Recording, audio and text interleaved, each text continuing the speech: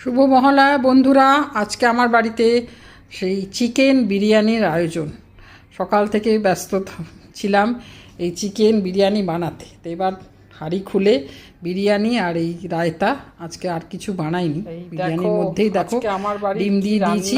তো বিরিয়ানিটা এরকম বেড়ে টেবিলে নিয়ে চলে এসেছি।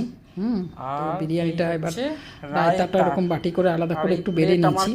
আর সাথে আমার বিরিয়ানি খেলে কোল্ড ড্রিঙ্ক লাগে, তো কোল্ড ড্রিঙ্কের বোতল থেকে আরেকটু ঢালবো। তো এই হচ্ছে ব্যাপার।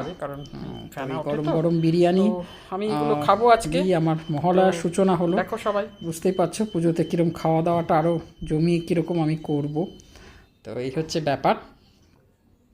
তো একদম রেডি স্টেডি হয়ে আছি।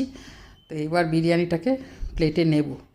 তো দাঁড়াও, তোমাদের দেখাচ্ছি। প্লেটে নিয়েও আমি বিরিয়ানিটা সার্ভ করে তোমাদের দেখাচ্ছি।